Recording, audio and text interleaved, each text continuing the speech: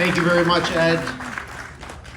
It's just a blessing to be here. They say timing's everything, so I know I'm standing between barbecues and celebrations, so I'm not going to be too long. I want to start off with thank yous. Thank you to God for just bringing us all here today. Secondly, I'm going to thank my wife who is here today. I'm not going to point her out. Father Paul so eloquently talked about love. I have been blessed with almost 30 years of marriage, and part of that love is knowing when to do something and when not to do something. So I will not point her out. I will say, I did retire, and I was wondering, will I wear my uniform or not? Thankfully, I could still put it on. I wanted to wear it intentionally because it represents those men and women who are currently on active duty. So I wanted to wear it for that reason. But being the good Marine I am, I needed a haircut. So that love my wife has for me even means cutting my hair at 7:30 this morning. So seriously, I want to thank all family members who allow men and women like myself to serve, because we don't have that support from our families. We don't get to do this. We don't get to serve our nation. It's my wife who had to watch me go to Iraq in 2006 and get activated again in 2010 and another activation. She had to mind the 3 kids all by herself. Not that I'm a lot of help when I'm around, but she was remarkable, and she represents the men and women who support family members. So for you family members out there, I want to thank you and give you a round of applause.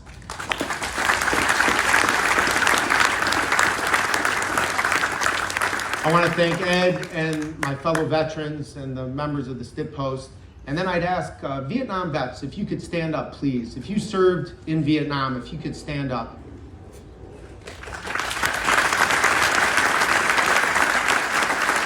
I want to thank you men, because over the last 30 years, I have been thanked so often. I can't even get the words out that I'm in the service and somebody's thanking me.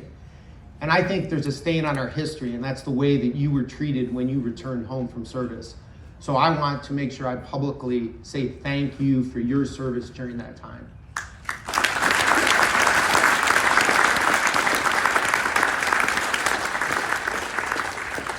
To St. Hedwig Cemetery, Dave Zelensky and the staff, I did work here one summer. I also coached Rick Wolski in football and Brian Jonka in baseball, so that makes me feel very old. And then Father Paul and his fellow clergy. Thank you very much. Father Paul, you inspired again this year. 100 years of St. Hedwig Cemetery. They're celebrating service to this community. And definitory, I don't know what that is. I'm afraid of it. It sounds very commanding. I will tell you, I'm going to talk very briefly. I'm going to tell you some stories, and one of the stories is about a man who, very much like St. Maximilian Kolbe, the saint of Auschwitz, who gave his life up for others. I'm going to talk about a chaplain. Was very much like that. And the National Shrine at Marytown, at Libertyville, if you've never been there, I encourage you to go. I've been there anytime I go for work to the north side of Chicago. I visit there. It's a special place that commemorates St. Maximilian Kolbe and the Conventional Franciscans, so I encourage you to go there. Father Paul stole my thunder. I was going to talk about Decoration Day, but he gave us the history lesson. But I will point out that in 1868, when they started Decoration Day, it was designated for the purpose of strewing with flowers or otherwise, decorating the graves of comrades who died in defense of their country and whose bodies now lie in almost every city, village, and hamlet churchyard in the land. And I just want to thank all of you for coming here today, where it's most important that we recognize Memorial Day. You are giving us your most valuable resource, and you're setting an example. It was that example that drew me to the military, that example of those who served before me, the men and women who wore the uniform. So I'm very thankful for that, and I thank you for coming today. So I told you I was going to tell you 2 stories. One of them is I started telling last year, and I want to give you an update. A friend of mine, Lieutenant Colonel Chris Rabel, we went through training together in the mid-90s. Chris was the commanding officer of a Marine squadron of Harriers. And in September of 2012, some Taliban forces infiltrated the base he was at. They were trying to kill US and British forces and destroy those planes. And Chris and another Marine, when they heard the fire, they went to the gunfire. And they lost their lives trying to defend their fellow Marines and that equipment that was so important. And Chris left a wife, I had never met his wife, and 3 children. And last year I asked you to pray for that family specifically. Well, in his way God works, I ended up recently talking to Danella, his wife. A friend of mine is looking to award some scholarships to fallen soldiers and Marines and sailors and airmen. And so I was able to reach out and I spoke with Danella. And now I learned that Catherine, who was 15 at the time, is 24 and getting ready to go to medical school. Allison is 22 and finishing up college. And Chris's son, Brian, who was 4 or 5 at the time now, is going into high school.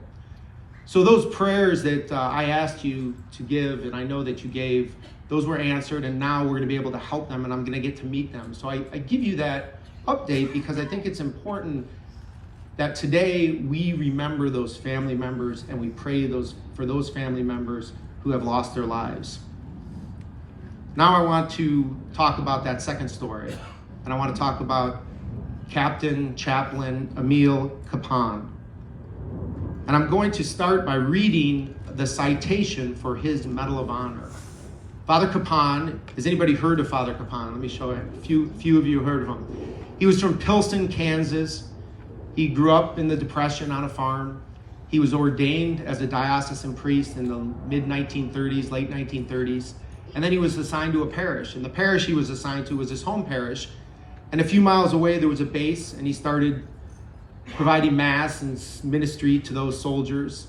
And he connected with those soldiers so greatly, he enlisted in the service to be a chaplain. And he ended up in Burma at the end of World War II. And there's stories of Father Kapan, when the gunfire would go off in Burma, he would go to the gunfire to minister to those soldiers. He would take his Jeep, he would say mass on the hood of that Jeep, and if he didn't have a Jeep, he would take his bike.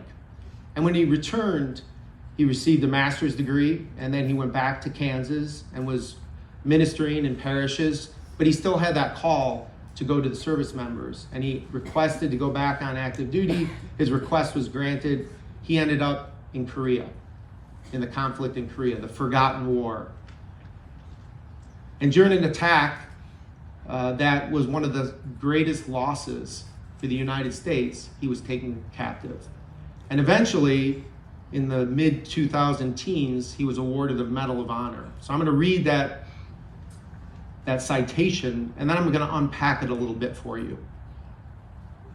The President of the United States of America, authorized by the Act of Congress, has awarded, in the name of Congress, the Medal of Honor to Chaplain Captain Emil Kapan, United States Army, for conspicuous gallantry and intrepidity at the risk of his life above and beyond the call of duty.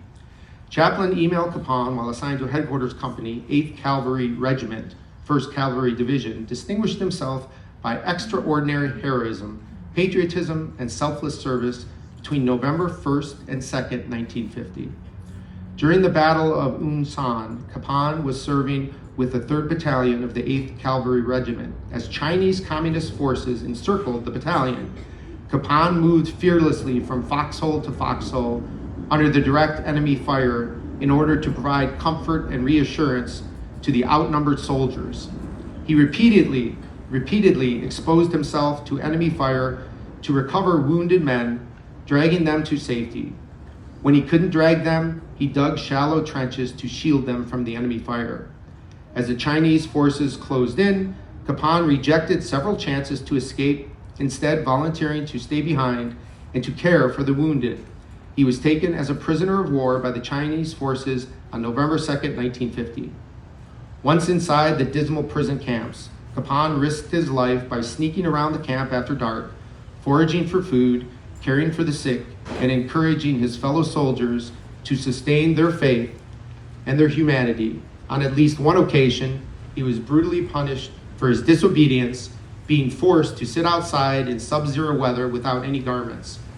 When the Chinese instituted a mandatory re-education program, Capon patiently and politely rejected every theory put forth by his instructors.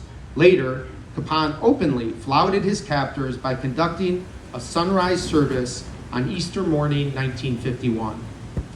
When Capon began to suffer from the physical toll of his captivity, the Chinese transferred him to a filthy, unheated hospital where he died alone. As he was being carried to the hospital, he asked God's forgiveness for his captors and made his fellow prisoners promise to keep their faith.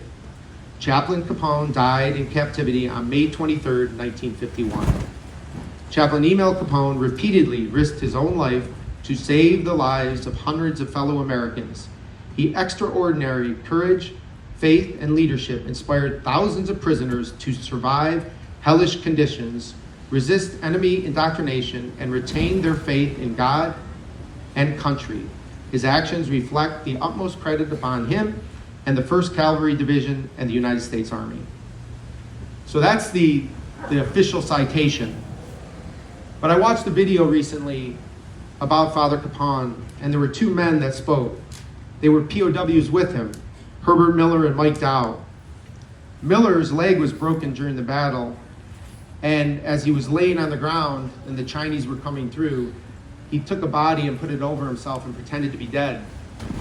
And that worked for a couple hours, but eventually the Chinese found him. And as a Chinese enemy had a rifle on his head about to shoot, Chaplain Capon, who was further away, broke free. He had already been under capture. He broke free from his guard and ran over and pleaded with the Chinese officer not to kill Miller. And for some reason, as Miller says, only because God had spoken to Capon and Capon had listened to God, did Miller save his life and was able to relate that story. That was part of why he was awarded the Medal of Honor. Miller said that the Lord saved me that day through Father Capon. You heard about how the group was marched to a camp, and eventually at the prison camp, Father Capon continued his encouragement, started sealing rations of foods at the risk of his life. And ever being the priest, at one point he was afraid that he might be setting a bad example by stealing. So he explained to his fellow prisoners that he was praying to Saint Dismas, the good thief next to Christ on the cross, and that it was morally right to steal food to save the lives of others. But as you heard in the end, it was eventually celebrating Mass that cost him his life. He was forbidden from celebrating Mass, but he didn't listen. And he and some others, they broke into where there was this room and they held service. They actually recited Psalm 23, which we said at this Mass today. He gave them great hope, the hope of Easter, the hope of Christ rising. And then as he was further stricken, he had a blood clot, and then his death was imminent, and the guards saw this, so the guards wanted to remove him. And they did remove him, but not first without the men coming to his aid. And Father Capon could see that they were going to fight for him, and he told them to stop. He said, carry on. He told Ralph Narvelli, you know the prayers, make sure the men pray, keep stealing food, keep hope alive. And then as he was taken away, as it said in the citation, he blessed the guards, just as Christ blessed those who crucified him. He lived as Christ lived. He was an example.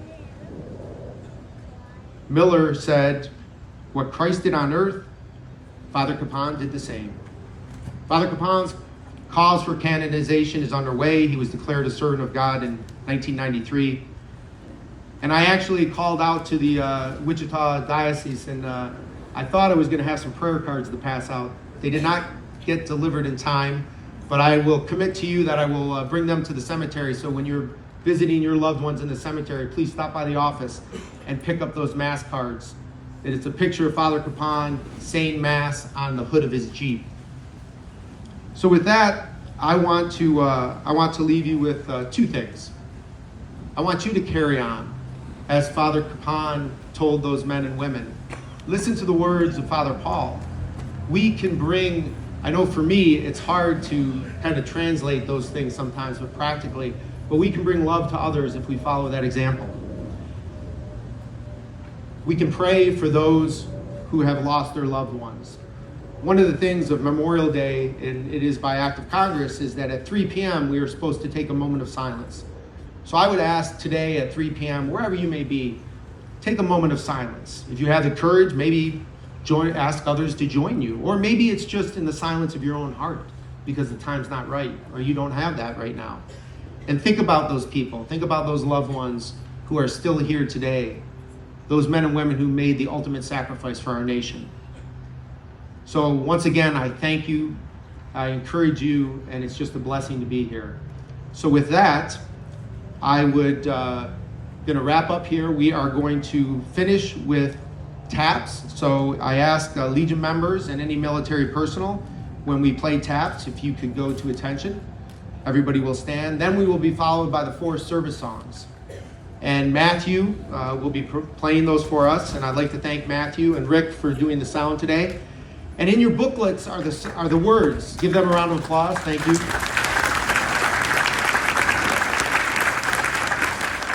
And in your booklets are those words. So if you know them, they say, I think it's some saint said that when we sing, we pray twice. So we'll maybe if we can sing and join in those, and then we'll be finished by God Bless America.